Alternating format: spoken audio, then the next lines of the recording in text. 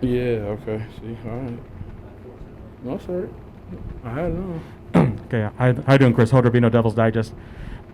Just talk about you personally. After going through spring practice, and luckily it was a full spring practice to going right now to fall camp. I mean, just for you, personally, your communication with the players and just everything you're trying to install as far as philosophy.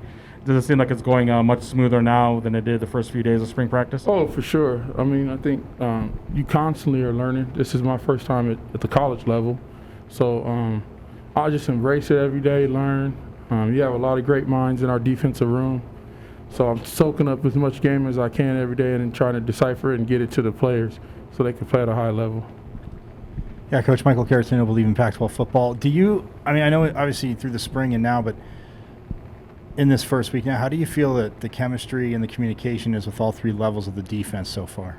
I think the thing is about depth, right? I think the ones is a really good bunch, right? And the thing that we're trying to develop is depth. I'm trying to create as much depth at my position as I can. A kid that's shown great improvement has been Will Schaefer, and today moved him up, and he did a really good job. So I think that's the goal every day is to get 1% better, and I think and building as much depth in that defense as we can, especially at the linebacker position. Chris, Doug Howler with The Athletic. Darien has really slimmed down. Just how has that helped him? What have you noticed just through these first 3 days of practice? I think it just helps with your stamina, right? Your recovery, and I think those guys are just serious about having the opportunity to play in the NFL. So I think they've done everything they need to do in the offseason to get themselves prepared.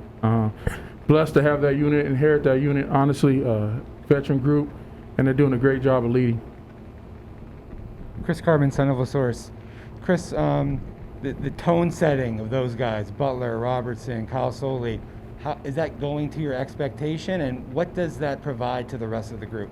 You got to try to establish your identity, right? And I think I tell them all the time to be the best. You got to be the best at home first, then you got to expand out, right? Each game you get a chance to expand out in the region and say that you're the best group. And I try to make sure that we establish that. That was always been my mindset, and I think we have the guys to do that. And again, it's about the younger guys pushing the older guys too, right? Let's not just get hung up on the older guys. I think you get these younger guys, Eric Gentry, Will Schaefer, those guys pushing, Connor Sully pushing to play will only make the other guys be more accountable every play. Chris, I know he's not in your room, but what does Jermaine Lole mean to just the overall defense? Oh man, I had the pleasure of coaching Jermaine when I was at Long Beach Poly. So he's a player that's gonna make plays, right? And great pass rusher. Just looking forward to him just maximizing his talent this year. I think just him just playing at a high level, man. He deserves it. So I'm really rooting for him. And just one more thing. Darien was talking about this a little bit. What does having two backs like Diamante and Rashad White, how does that help the linebacker group facing those guys? Every day. Those dudes are good. Those dudes are real good. And I think in order to be good, it's the best. You want to always go against the best, right? Those are the two best probably running backs in the conference, I'll say. And if we can go and compete with them every day, we're gonna get better. Right, and at the end of the day, you want to constantly raise your level. So I think as long as we have those guys in practice and we're going at each other, whether it's one-on-ones, inside run, passing game, we're going to get better. So it's great. Chris, obviously, when you line up in the nickel defense as a whole, it's probably necessitated more by the offense that you're going to face on that Saturday. Mm-hmm. But is there something to be said that also there's a comfort level when you talk about veteran linebackers that when you can line up a nickel, that you're not really giving up anything in the linebacker core? Yeah, I think, and I think that if we can line even in some base against some people's nickels. So I think that's the strength of it, right?